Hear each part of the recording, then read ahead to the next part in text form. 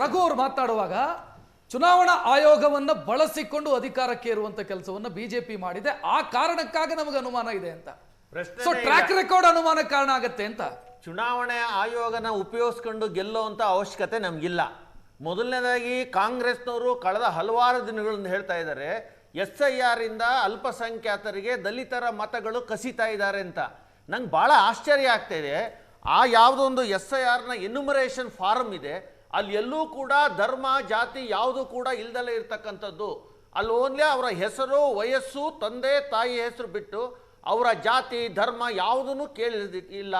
ಹಾಗಾಗಿ ಯಾವುದೇ ಕಾರಣಕ್ಕೂ ಚುನಾವಣೆ ಆಯೋಗ ಭಾರತೀಯ ಜನತಾ ಪಾರ್ಟಿಗೆ ಸಪೋರ್ಟ್ ಮಾಡೋಕ್ಕೋಸ್ಕರ ಅಥವಾ ಅಧಿಕಾರಕ್ಕೆ ಬರೋಕ್ಕೋಸ್ಕರ ಯಾವುದೇ ರೀತಿಯ ಪ್ರಕ್ರಿಯೆ ಮಾಡ್ತಾ ಇಲ್ಲ. ಇದು ಕಳೆದ ನಮ್ಮ ಸಂವಿಧಾನದಲ್ಲೇ ಇದೆ, ಪ್ರತಿ 10 ವರ್ಷಕ್ಕೊಂದ್ಸಲಿ SIR ಆಗಬೇಕು ಅಂತ. ಕಳೆದ 20 ವರ್ಷದಿಂದ ಆಗಿರಲಿಲ್ಲ. ಈಗ ಚುನಾವಣೆ ಕೈಗೆ ತಗೊಂಡಿದೆ. ಅರ್ಹ ಮತದಾರರಿಗೆ ಅವಕಾಶ ಮಾಡಿಕೊಡ್ಬೇಕು, ಮತದಾರರ ಪಟ್ಟಿಯನ್ನು ಶುದ್ಧಿ ಮಾಡಬೇಕು. ಸ್ನೇಹಿತರು ಮಾತಾಡ್ತಾ ಹೇಳಿದ್ರು, ಒಂದು ಮತದಾರರ ಪಟ್ಟಿಯಲ್ಲಿ 1200 ಮತದಾರರಿದ್ದರೆ ಅಲ್ಲಿ ಹೋಗಿ ತಲೆಯನ್ನು ಎಣಿಸಿದ್ರೆ ಕೇವಲ 700ರಿಂದ 800 ಮತ ಸಿಗ್ತಾರಷ್ಟೇ.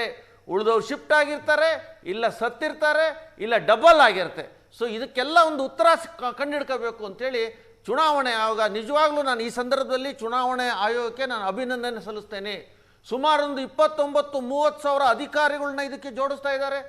ಅದ್ಭುತವಾಗಿರ್ತಕ್ಕಂಥ ಆನ್ಲೈನ್ ವ್ಯವಸ್ಥೆ, ಸಾಫ್ಟ್ವೇರ್ ವ್ಯವಸ್ಥೆಯನ್ನು ಮಾಡಿಕೊಟ್ಟಿದ್ದಾರೆ. ಅವರ ಏನು ವೆಬ್ಸೈಟ್ ಇದೆ ಅದರೊಳಗೆ ಹೋದರೆ ಎಲ್ಲಿಯ BLO ಕೂಡ ಕಂಡುಹಿಡ್ಕೋಬೋದು, ಅಷ್ಟು ಚೆನ್ನಾಗಿರ್ತಕ್ಕಂಥ ಅದ್ಭುತ ವ್ಯವಸ್ಥೆ. ಎಪಿಕ್ ನಂಬರ್ ಹೇಳಿದ್ದಾರೆ, 2002ರ ಮತದಾರರ ಪಟ್ಟಿಯಲ್ಲಿ ಇದ್ದವ್ರಿಗೆ ನೇರವಾಗಿ ಕೊಡೋವಂಥದ್ದು. ಆ ನಂತರ ಯಾರು ಸೇರಿದಾರೋ ಅವ್ರಿಗೆ ಪ್ರೊಜನಿ ಮ್ಯಾಪಿಂಗ್ ಅಂತ ಹೇಳಿದ್ದಾರೆ. ಅಲ್ಲೇನು ಹೇಳಿದ್ದಾರೆ, ಯಾರು ಈ ದೇಶದ ನಾಗರಿಕ ಇದ್ದಾನೆ ಅವನಿಗೆ ಮಾತ್ರ ಮತದಾನ ಕೊಡಬೇಕು ಅಂತ. ಪ್ರೊಜನಿ ಮ್ಯಾಪಿಂಗ್ ಯಾಕೆ ಕೊಟ್ಟಿದ್ದಾರೆ?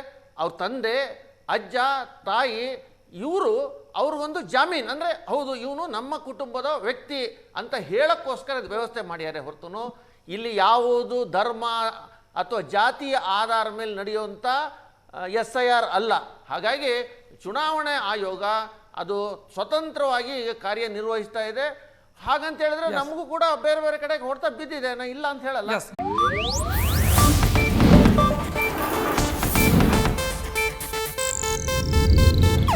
ಇದು ಏಷ್ಯಾನೆಟ್ ನ್ಯೂಸ್ ನೆಟ್ವರ್ಕ್ ಪ್ರಸ್ತುತಿ.